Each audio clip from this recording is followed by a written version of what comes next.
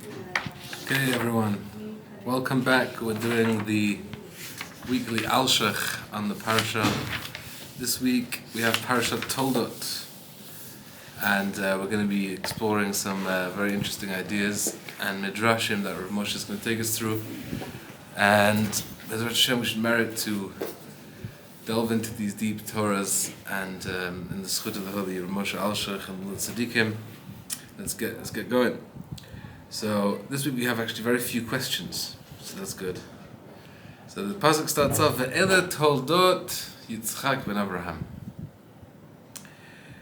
These are the children of Yitzchak, the son of Avraham. And then the pasuk goes off script. Instead of sit, then counting, telling me who the children of Yitzchak are, it goes and says, Avraham holid et Yitzchak. Avraham gave birth to, or fathered Yitzchak. So it seems to be a very obvious extra explanation of who Yitzchak is, because we've literally just said Yitzchak ben Avraham. Yitzchak is the son of Avraham, and obviously we all know who Yitzchak is. We've been seeing about him the last few weeks, so it's a very interesting pasuk here, and obviously all of the Mefarshim and the Chazal and the Midrash, they all pounce on this pasuk to tell us a bunch of different things, and Rav Moshe is going to be one of those taking us through the deep ideas mentioned in this pasuk and the pasukim following. So as Rav Moshe, Hinei ra'ui lasim lev, it says important to take notice of El Amro ben Avraham. It says Yitzchak ben Avraham. So Rav Moshe is actually taking it a step further. He's saying not only do we need to understand why it says Avraham holid et Yitzchak, we also need to take note of the fact that it even just says Yitzchak ben Avraham, because we've literally been speaking about Yitzchak. We know who Yitzchak is. He is the second patriarch who's now made his debut, and he's obviously the son of Avraham. We've all been speaking about is Avraham had this child, and he took him to the Akedah, etc., etc. So even just mentioning ben Avraham is superfluous, obviously. What's it come to tell us? So Rav Moshe is going to introduce to us a midrash, very, very strange and wondersome, awesome, difficult to understand midrash. And Rav Moshe is going to, in his eloquent style, going to tell us how to understand the midrash, etc. So let's see. The midrash here on the spot says, Ateret zakenim b'nei banim. The crown of grandfathers are their grandchildren. That's a pasuk in Mishlei. So the Medrash says as follows: Ve'ele Toldot Yitzchak ben Avraham. Avram nikra Avraham. Avram, who was born as Avram, without a hey, was known later on because he adopted the name Avraham. But the Medrash tells us a new secret that we didn't know until now. Yitzchak nikra Avraham. Yitzchak is also called Avraham. Dichtiv ve'ele Toldot Yitzchak ben Avraham. Avraham. So the Midrash is taking this extra sentence, Avraham holidet Yitzchak, and splitting it and saying, Ele Toldot Yitzchak ben Avraham. These are the children of Yitzchak, the son of Avraham. And telling us another thing, Yitzchak, by the way, you should know this Yitzchak, the son of Avraham, is also Avraham. And we're going to see what that means. What does it mean that Yitzchak is also called Avraham? Yaakov continues the Medrash. Yaakov nikra Shemo Yisrael. We're going to see later on that Yaakov is given the new name, Yisrael Dechsev. Lo Yaakov Ye'amer od Shimcha. Your name shall not be anymore Yaakov. Ki Yisrael. So that's pretty straightforward. But, says the Midrash, Yitzchak nikra Shemo Yisrael. Yitzchak is also called Yisrael. And what's the proof the Midrash brings? Dichtiv ve'ele Shemot b'nei Yisrael. These are the names of the children of Yisrael. Habayim Mitzrayim et Yaakov. So the Midrash is reading this pasuk in the beginning of Parshat Shemot and saying that seems to tell us that the children of Yisrael is Yaakov. That would imply that Yitzchak is Yisrael. There's another strange thing. Why is Yitzchak called Israel? What does that even mean? And then the Midrash continues even further and says, not only was Yitzchak known as Yisrael, Avraham Nikra Yisrael. Avraham was also called Israel. Again, this is all very strange, and we're going to see in a minute how to try and decipher this Midrash. The Midrash continues and concludes and says as follows: Rabbi Natan Amar. Rabbi Natan says, Milta Amiktahi. This is a very deep thing. And we can see this revealed to us in the Pasuk that says in Shemot, in Parshat Bo, it says, Moshav b'nei Yisrael, and the dwelling of the children of Yisrael, Asher Yashvu Mitzrayim, u'be'eretz Goshen, 300 shana, 30 shana ו400 shana. That the children of Israel dwelled in exile for 430 years. And obviously, Rav Moshe is going to point this out, but we can already share this now, that the fact that it says that the Jews spent 430 years in exile, and we know that was only 210. So when do we begin to count the 400 years? From the birth of Yitzchak. But the Pasuk says that the dwelling of the children of Yisrael began then. So that implies that Yitzchak, being the son of Avraham, is also the son of Yisrael. So we see that Yisrael is also a name that is used by Avraham. Ad Kan, this is the end of the Midrash. So again, this Midrash is very cryptic and seemingly, completely ununderstandable. Ra'uy Sim Lev, now we need to understand. Also in this Midrash, Rav Moshe is going to break it down and explain exactly what we need to understand here and what specifically needs to be deciphered. So the Midrash starts off by saying, Avram Nikra Avraham. Now the fact that Avram was called Avraham, that is actually a pasuk. There's no need for the Midrash to tell us that. So why is that? All the other ones, that Yitzchak is called Avraham and Yitzchak is called Yisrael, etc. That is the Midrash's chidush. But the fact that Avram is called Avraham, that seems to be very obvious from the pasuk. So why is that included in this Midrash? Number two, we need to understand. The same is we need to understand when the Midrash says that Yaakov is also called Yisrael, because we know that also from the pasuk. So that's also not part of the Midrash's chidush. It's not what the Midrash is coming to tell me. The Midrash is telling me the things that the pasuk doesn't tell me. Number three, Lama Avraham lo nikra Yitzchak k'moshe nikra Yisrael. So we see in this Midrash that Avraham is called Yitzchak is called Avraham, but we see Avraham is also called Yisrael, which is his name of his grandson. But for some reason, the one thing that doesn't happen is that Avraham isn't called Yitzchak. Why is that part left out? If we're all doing like name swaps, then why doesn't Avraham adopt Yitzchak's name as well? Number four, V'chen Yaakov lo nikra Avraham k'mo sheYitzchak nikra Avraham, v'lama Yitzchak nikra Avraham v'Yisrael. So there seems to be, it seems to be inconsistent in terms of who is adopting whose names, and there seems to be certain names being adopted by everyone, certain names being adopted by only some. Right, and that's what Rav Moshe is saying. Like, why isn't Yaakov taking any of his father's names? Why isn't Yaakov called Yitzchak or Avraham? Right, and why is Yitzchak called Avraham, and why is Yitzchak called Israel? So what does this mean?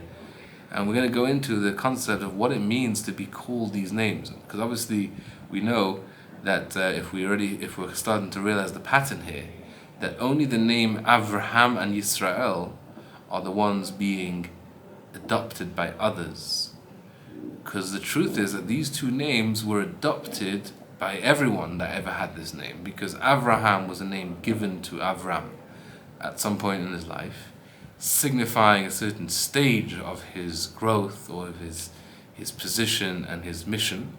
And Yisrael was also given to Yaakov at a certain stage of his of his growth and his mission, in his success in his mission as the ambassador of God in the world.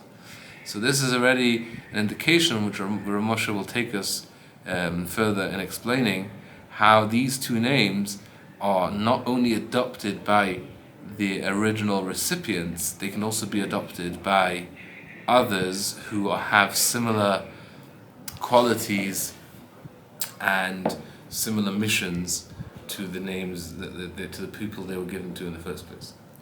So we'll continue the theme Rav Moshe is taking us.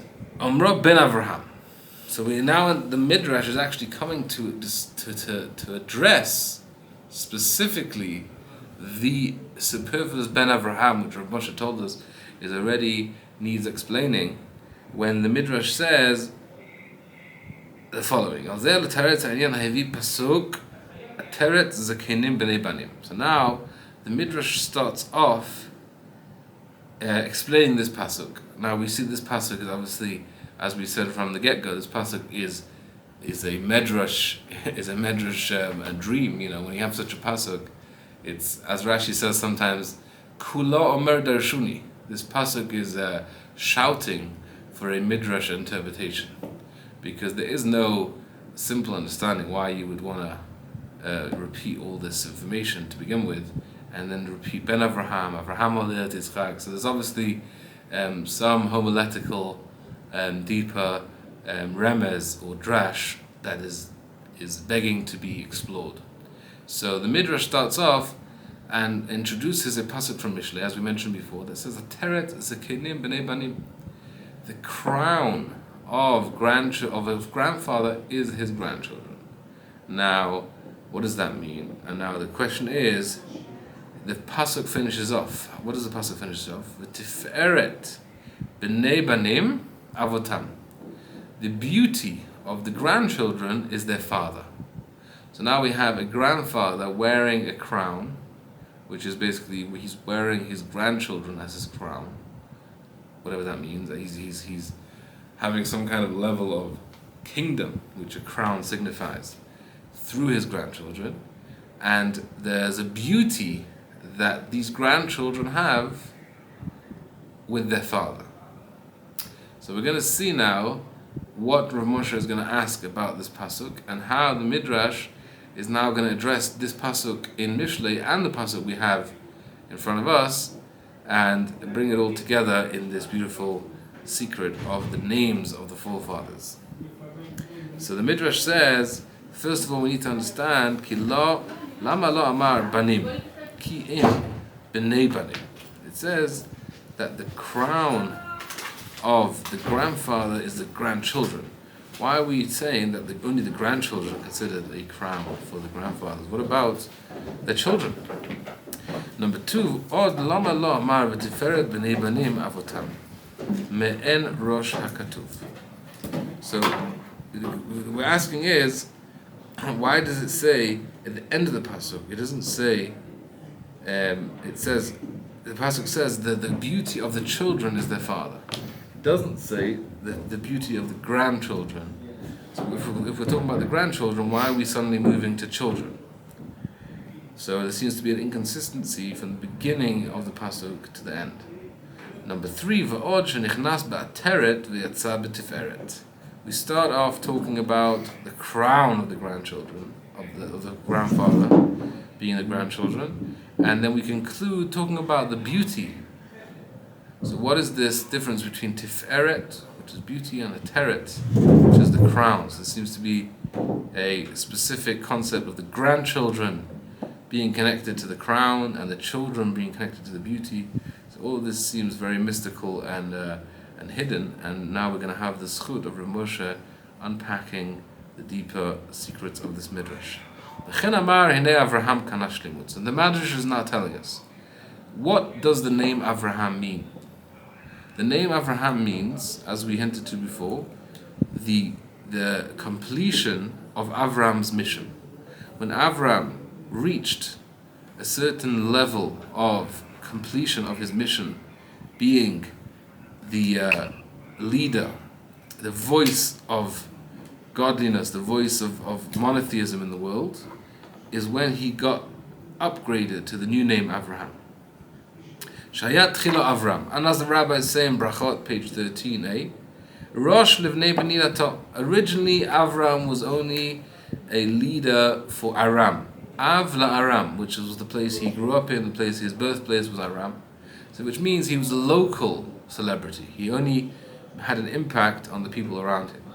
But then, when he managed to have global significance and global influence, that is when he received the name Avraham, which the rabbis say is a short-handed version of Rosh L'chol Hamon Goyim, or Av Hamon Goyim, which means he's the father of the multitude of nations, of peoples. So now Avraham has now been promoted to not from a regional manager to a international leader. And that is really Avraham's mission in this world, to have a global impact, to have an everlasting global impact on the world agenda, on people's ideology and people's beliefs. So when Avraham reached that level is when he was given this new name. And obviously a name isn't just a name, a point of reference in order to address a person. Spiritually, a name it actually expresses the individual's inherent energy and his individual personality. So Avram actually received a new name, meaning he received a new status, a new mission that he achieved, and he now was upgraded spiritually into a being called Avraham. So now, says the Midrash, you should know that not only Avraham was upgraded to this level, not only Avraham was a global person of significance in terms of godly matters being spread through him, Yitzchak gam ken kana malazo. Yitzchak as well, in his own way, had this beautiful name of Avraham, which describes his global significance and influence. And that's what the Midrash is saying, that not only was Avram called Avraham, which signifies reaching that level, Yitzchak was also called Avraham.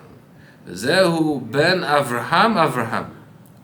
Yitzchak ben Avraham. He was the son of Avraham, but he was also Avraham, because the name Avraham doesn't just mean a name. The name Avraham is also a status. The name Avraham is it's a position and a mission statement which Yitzchak also adopted and lived with. Ki gam Yitzchak ben Avraham nikra Avraham. Ve'im lo haya omer ben Avraham lo haya nidrash nikra Avraham. The pasuk needs to explicitly mention Avraham's name twice by saying Yitzchak the son of Avraham, and then say Avraham again to hint to me that Yitzchak was actually also given this honorary title of Avraham. The word Avraham that's mentioned again, quite obviously, superfluously, in the second time it's mentioned, is actually telling me Avraham was called Avraham, and he had a son called Yitzchak, but also Yitzchak himself also received this honorary name. And it goes both to the beginning of the pasuk, and it's used again to continue reading the pasuk's finishing sentence. And Rav Moshe brings precedence to this idea in the Gemara in Baba Metzia regarding ribbit and interest lending. It's like a Talmudical reference that the pasuk says, "Et kaspecha lo titen lo beneshech, u'b'marbit lo titen achlecha." It uses the word neshech, which is like a biting type of interest, and marbit, which is more of a gains interest. And the pasuk Gemara there discusses that the word neshech is refers to the beginning of the pasuk and the end of the pasuk, and also the word marbit refers to both money and food, which is the beginning and the end. So basically we have precedent of this concept where a word can be used multiple times, beginning and end. So now, that is regarding the honorary title of Avraham. Now we're going to move over to the next level called Yisrael. Omnam Yaakov kanash limud gadol mizeh. Yaakov actually achieved even higher level of completion. Ki nikra Yisrael. And what does Yisrael mean? Yisrael doesn't just mean he was a leader of nations, or he had a global influence in this world. Yisrael also means that he managed to come to a higher level and to overcome angels. Ki im gamal malachim. As we know, when did Yaakov get the name Yisrael? He got it when he managed to victoriously overcome the angel of Esav. So that's what the name Yisrael represents. As the pasuk says, Lo ya'amer Shemcha Yaakov ki im Yisrael ki sarita elokim, because you have been victorious over angels. So therefore, lachen en Yaakov tzarich dikarei Avraham kasher hutzrach Yitzchak. So now we're answering, why was Yitzchak given the name Avraham, whereas Yaakov wasn't given the privilege of being called Avraham? Says Rav Moshe, I'll tell you why. Because Yaakov was called Avraham and more. Yisrael includes Avraham, and it's just he's calling and raising the name Avraham and giving it. He's going up to the next level. Ki adarabba, it's on the contrary, hu ole al kulam. He's actually even higher. Shlomo, can you give me a cup of water, please? Thank you. And now it's the other way around. This honorary title of Yisrael is actually something that Avraham and Yitzchak now also want to be involved in. And that's what the continuation of the Midrash. Yitzchak Nikra Yisrael, not only was Yaakov called Yisrael, Yitzchak was also called Yisrael, Avraham Nikra Yisrael, and they were also, meaning Yitzchak, nobody's called Yitzchak. Nobody was given the name Yitzchak, because Yitzchak isn't a name that is given to a mission accomplished or a level achieved. Whereas Yisrael is the highest level between all of the patriarchs, and that was specifically given to Yaakov. And now the Midrash is telling us that on some level, Avraham and Yitzchak also had this level. Obviously, probably not on the same level as Yaakov, because they weren't actually called that name in the Torah, and Yaakov was the one that was given the name originally. But thank you. But on some level, they were also in charge. Not only in this world, they were also spiritually superior to angels on their level. So v'zeu ateret zakenim b'nei banim. So now we're going to see this pasuk that Rav Moshe introduced, that the Midrash introduced, that says that the crown of the grandfather is his grandchildren. Ki Avraham v'Yitzchak ateret shalahem Yisrael. What is the crown? Who is the crown of Avraham? Yisrael. Yisrael, who is Yaakov and his higher level of being superior to angels. Now that is a very high level. Ki Avraham v'Yitzchahu atara shemashvehu yitbarach otam elav. Now this is a very high level that compares the patriarchs to Hashem, so to speak, because we know that there's physical beings, there's angels, and there's Hashem. That's basically the three levels. You can say the angels are almost like the go-between between human beings and Hashem. So if one reaches a level that he's superior to angels, then he's basically on that sense he's in the same level as Hashem, which is also superior to angels. So that level of a teret zakenim, that is something that Yaakov, the grandson of Avraham, gave to Avraham. Ach Yaakov Yitzchak einam metatrim ba'Avraham. Avraham is a lower level. Ki adrabah Avraham Yitzchak metatrim b'Yaakov shenikra Yisrael. So here he's actually saying that not Avraham and Yitzchak also had this level of being in charge of angels. I made a mistake earlier saying that they also received it. No, they didn't. Only Yaakov got to that level, but they actually had Yaakov to be proud of, and they kind of crowned themselves with the fact that they had Yaakov as a grandchild, because he reached that level of being superior to angels.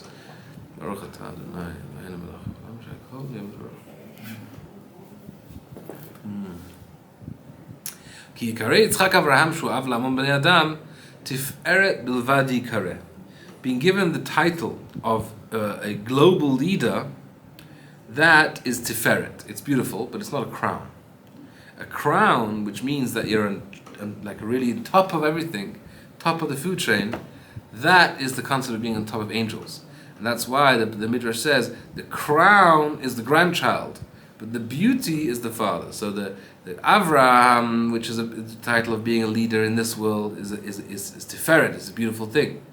But that Tered Zakenim, the crown, the cherry on top of everything, is Yaakov Avinu. And as we said before, that the proof to this is the fact that it says that the sons of Yisrael will be in exile, and that's referring to Yitzchak. So we see that Avram is called Yisrael as well as Yaakov.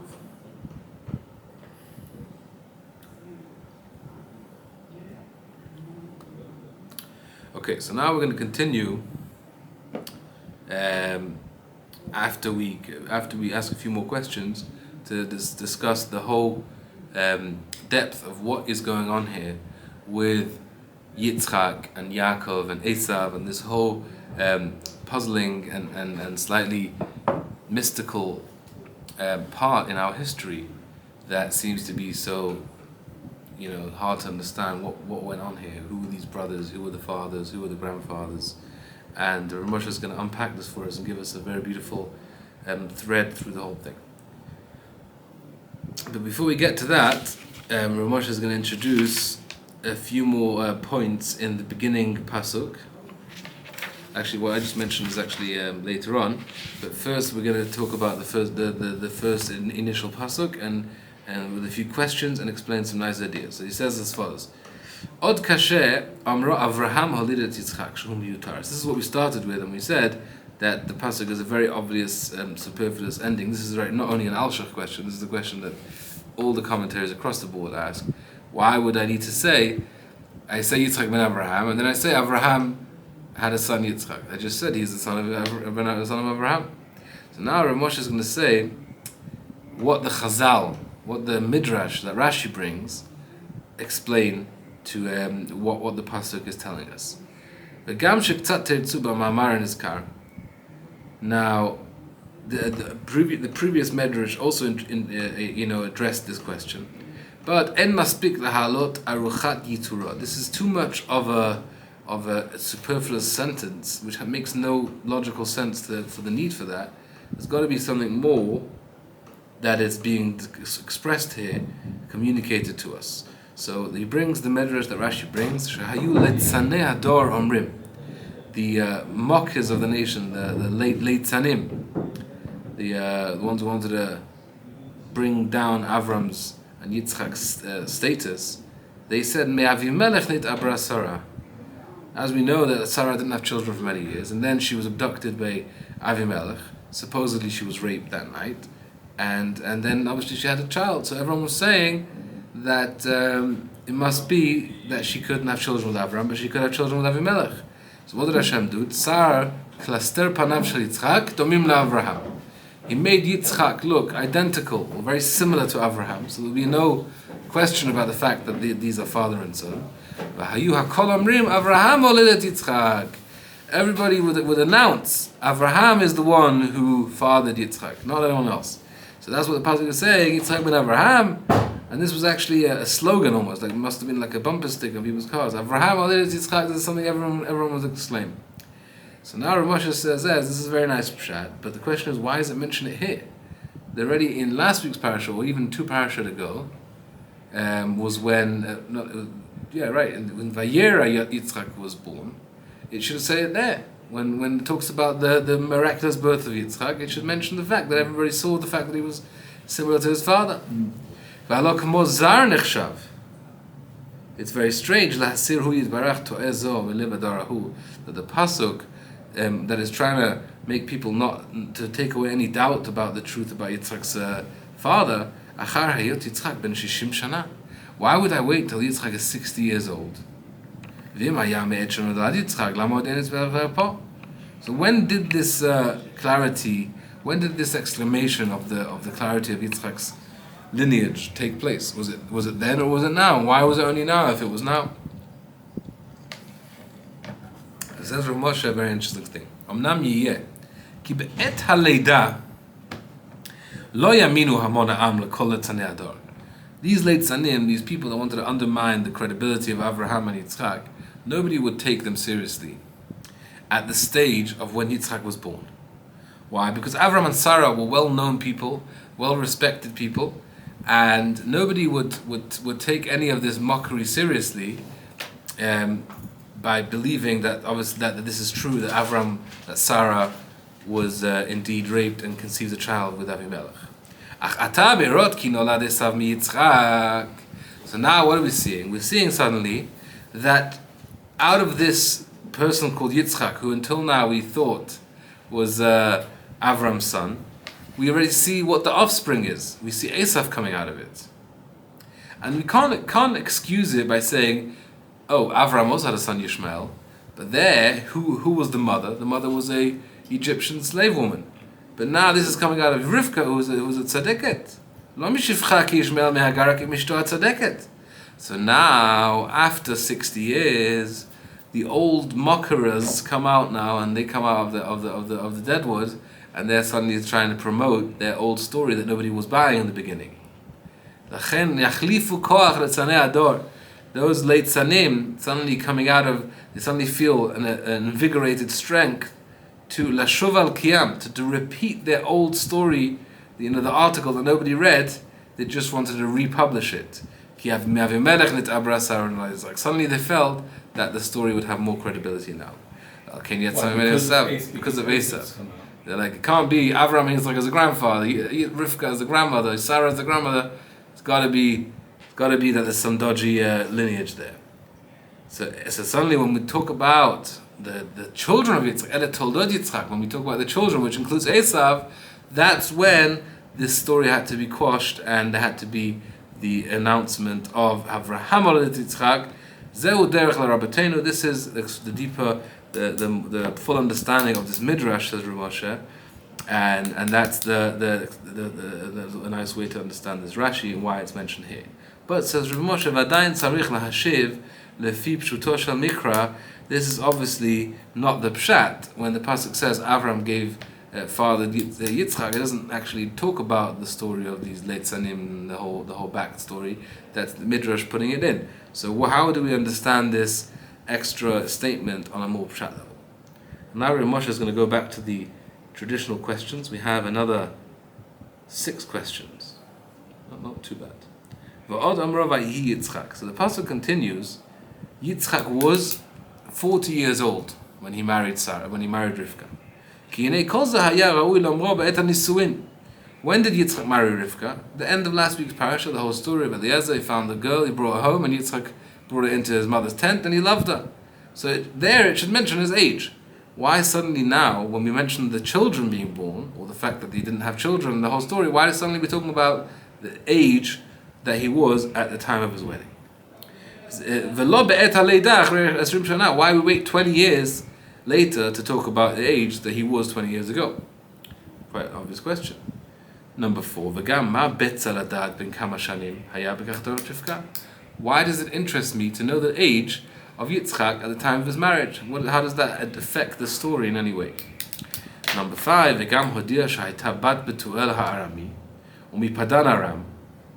fact that suddenly we're giving Rivka's entire history of where she's from and who her parents are, why is that important to know at this stage and repeat this information? And we know Rashi says, and this is Rav Moshe is going to use this as well. Rashi says on this passage, Rashi says, even though she was from a place of wicked people and her parents were wicked and her brother was wicked, but she was able to come out and remain holy. And this is really part of this entire theme that we're going to be talking about really what is happening here, who are the forefathers, who are the matriarchs, and really how this all came to be. Another question, says Rav Moshe. Lo leisha. It says Rivka, when he took Rivka, lo leisha, to him, to a wife. He could have just said he took Rivka as a wife. What's this to him? He took Rivka for him, for a wife. The word lo is meyuteret. It's superfluous. Question number 7, please. It says they prayed. When they didn't have children, they saw that they were barren, or she was barren, and they prayed, and it says, Lenochach ishto, across from his wife or facing his wife. Why does that specifically mean he was praying across from his wife or in the direction of his wife? Ki Rabbeinu Zal, the rabbis dachku. The rabbis explain it with a little of dochak and not such a straightforward explanation. He was standing in one corner, she was standing in another corner, and that means that he was praying across from her. But that seems to be unnecessary information. How is that central to the prayer? And what's significance of the fact that he was praying across from her or in her direction? Number 9. So now when she finally became pregnant, now the children are fighting around in her womb, and she came to find the word of God, and she was told that it's 2 nations, etc. And then she replied by saying, "Im ken, if so, lama ze anochi." I don't even want any of this. So it says Rav Moshe, the wording here seems a bit off, because kiteva amro im ken. Usually when you say im ken, it means if so, then this is the reality. Lahotzi nafkuta. Usually it seems im ken means if so, then therefore this is the result. But lama ze anochi achrei amza lama ze anochi lo nafkuta. It says you shouldn't say if so, then what's the point of living? It's just there's no point of living. What does it have to do with if so I'm complaining about my life?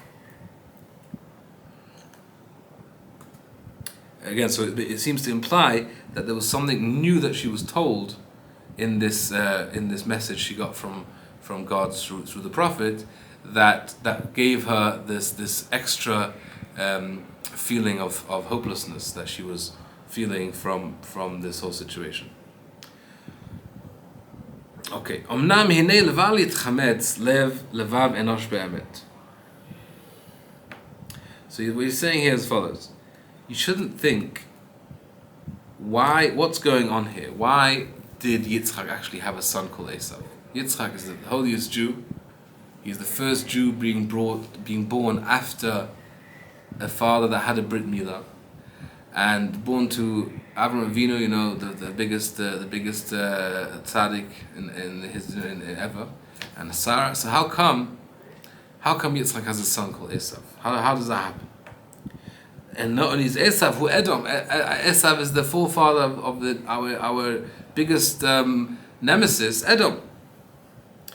V'od shenit ki hu tzrichut tefilot harbe ke'eter.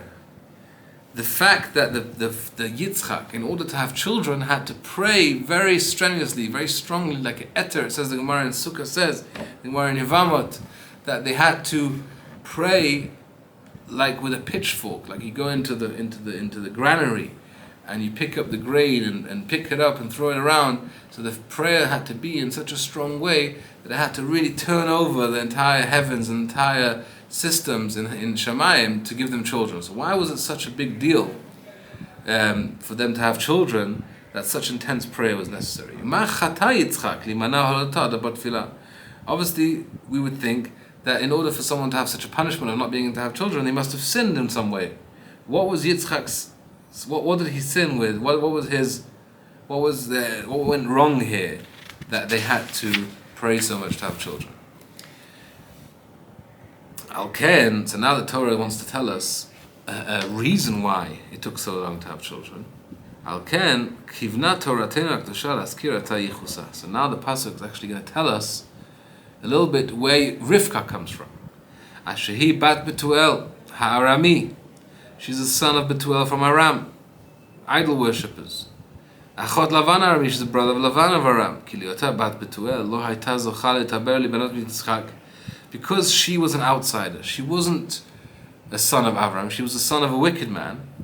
She came from a place of non-holiness. Therefore, in order to be able to actually bring forth children coming from such a place, there had to be a lot of prayer to enable that. So meaning things had to really take a change. There had to be a process of transformation within her, and the children had to come through prayer. And this is actually a general rule with all of the patriarchs and matriarchs, they actually were all barren, because we didn't want, Rav Moshe is going to talk about this later, Hashem didn't want the children that were born to come naturally. It shouldn't be a natural, DNA that comes from father to son, because if that would be the case, then we would continue back to Terach and back to all of the idol worshippers before us. So there was some kind of, Rav Moshe is going to go into this sooner, like in a very beautiful way, there was this beginning of a new chapter with Avram leaving his homeland and his birthplace and coming to Eretz Yisrael, and this whole process of the children, and this was like a very strong process of decontamination, or you could say selective breeding, of taking out a specific specific family and making sure that the children are born in non-conventional circumstances in order to enable for it to be the actual beginning of the God's chosen people. So, however, at the end of the day, because Rivka was from this non-holy family, that caused Esav to be born. That was the trigger for Esav, because we know that most children are similar to the mother's brothers.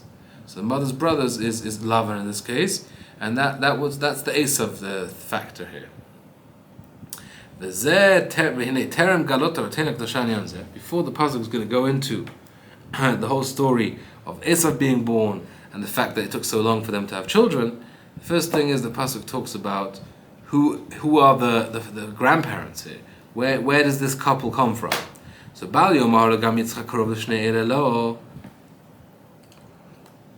You could say that Yitzchak also has, some family members to be ashamed of, because he has a brother called Ishmael, and he has a grandfather. Okay, not a father, but his grandfather, not so long in the past, was Terach, and Terach Avi Aviv, Terach his grandfather, Ovid Slamim, he was a prolific idol worshipper, right? So that Bnei Banim Arim Kebanim, grandchildren are considered children. He's got a brother called Ishmael. So why are you bashing Rivka that she has a father who is idol worshipper and a brother who is idol worshipper? From the father's side, there's also some family members that you wouldn't want to be associated with. But often, she'im bat betuel v'chod lavan, gam hu ben terach v'achir Ishmael. Al ken kodem kol davar v'amar ve'ela toldot Yitzchak ben Abraham. So I want you to know who Yitzchak is. The first introduction we have. If you want to talk about the children of Yitzchak, you should know. Ve'ela toldot Yitzchak ben Abraham. Yitzchak is only a son of Abraham. That's his entire identity. He's not a grandson of Terach. He's not a brother of Ishmael. Why? Because Abraham was actually the beginning of creation on a spiritual level. As we know that the Shekhinah left from the earth, went up to the seventh heaven, and Abraham was the beginning of the second account of creation, or the creation of Tikkun, of bringing Hashem into the world, which really is creation on a deeper level. So Abraham is the beginning of the story here. Al nati aches machmat toladot es Yitzchak leben Terach v'achi Yishmael. Do not associate Yitzchak to Terach or Yishmael. Ki me'Avraham matchil ha'olam kanoda. The Terach kelo haya. Terach is as if he doesn't exist. Just poof. It's as if he converted. When you convert, you disconnect yourself from your parents. Right. Yeah. He was the first Jew, so he converted. Right. So, there is an interesting halachic discussion regarding whether the family of Abraham, Yitzchak, and Yaakov were considered Jews, or they were considered Noahides. So it comes up a lot in these different types of rabbinic commentaries.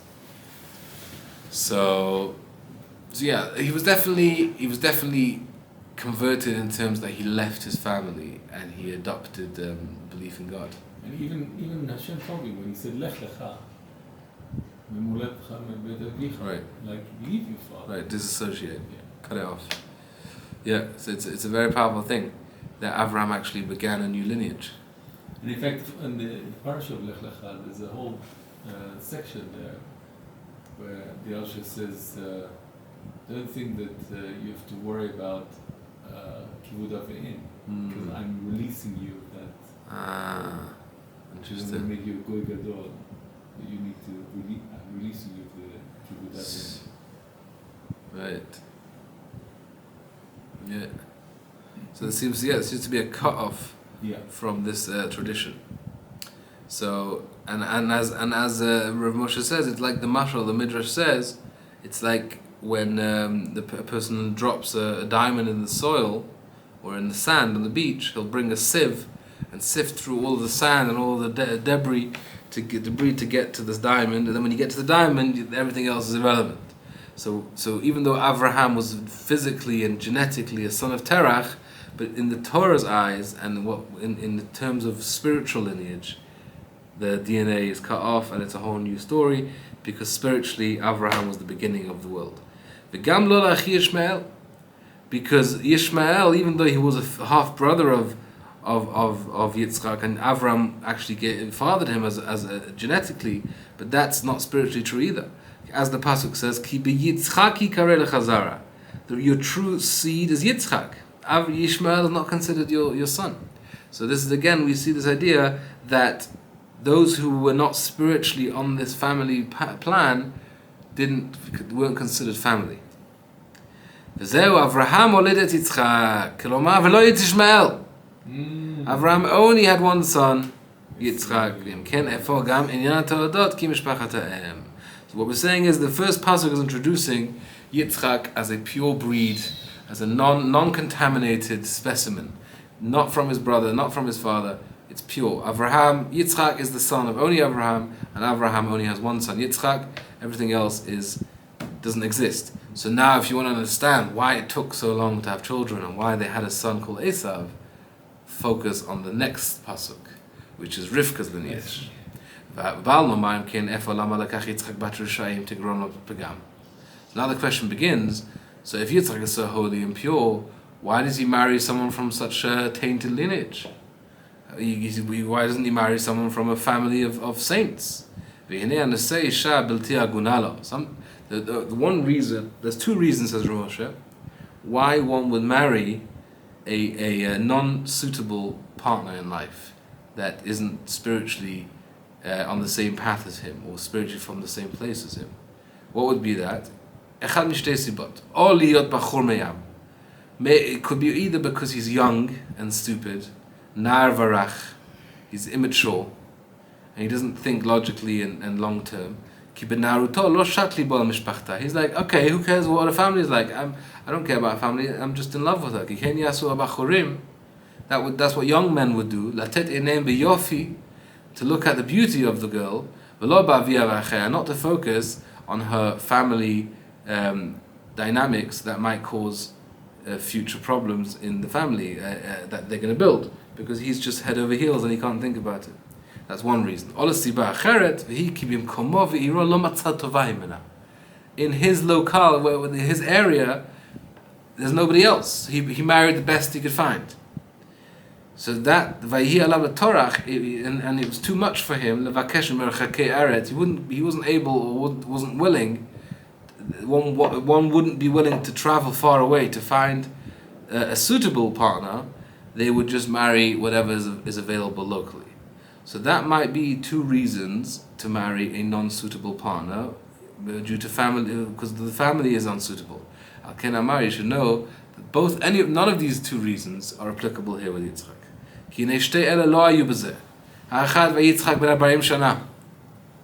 Yitzchak was 40 years old. 40 years is a very mature age. 40 years is the time when you reach bina, understanding of life. So he wasn't a young in love guy with head over heels that couldn't think straight. So that wasn't the case. The other reason you might think that Yitzchak acted inappropriately by marrying Rivka, he didn't just marry any local woman because he didn't want to bother trying to find a woman from far away. In the contrary, he didn't get married to any local woman, not even Anar Eshkol and Mamre, who were Avram's allies. He sent Eliezer all the way back to far away Aram, It's even describing where they were from, to describe how far and how much of an effort they made to go and marry this woman. So why then did Yitzchak marry this woman? If she came from a tainted, contaminated family lineage. That's why the pasuk says, "Bekachtod Rivka lo leisha," for him as a wife. Kizot hayta lo leisha. This was his wife from the beginning of time. Mitchilat briyata bat zugot tzadeket kamo. This woman, even though she came from a tainted family lineage, however, she was the destined partner, the bat zug, the spiritual second half, better half, or other half of Yitzchak, forever and ever. And she was also tzadeket. The fact that she came from such family lineage doesn't indicate who she was, because she was ki hayta, says Rav Moshe, Shoshana ben Achochim. She was like a rose among thorns. So even though her family and her city are a bunch of thorns, she on her own remained a tzedeket, and that's why she was worthy of marrying Yitzchak. However, because at the end of the day she did have that lineage, that caused Esav to be born, and etc. We'll see more a little bit soon, next time, Bezrat Hashem, how that played out. Also, she had the midah of Abraham. Right. Yeah, on an individual level, she was top of the chain. But at the end of the day, the family dynamics, like spiritual DNA, somehow, she didn't have the benefit of being cut off from her father and her. I don't understand how the how the law designates her as the perfect one. It's telling law means that it's his. It was always his. Like it's perfectly tailored for him. It wasn't just a woman, it was his woman. So that's really what Rav Moshe. So basically we've explained here the story of the fact that Esav being introduced into the fray gets us thinking about, gets the late Sanim making fun of Yitzchak. We address that and we say that obviously is not true. Then we talk about the lineage that caused Esav to come out of this union, which is the Torah is making point. The first two psukim in the Parsha is stressing the fact that Yitzchak was not the cause for Esav of coming out here, and it was actually more to do with Rivka. Although we're going to see next time that Rav Moshe is going to tell us that Esav was also connected to the Avraham lineage, but I guess more directly to Rivka. So, Hashem, continue next time.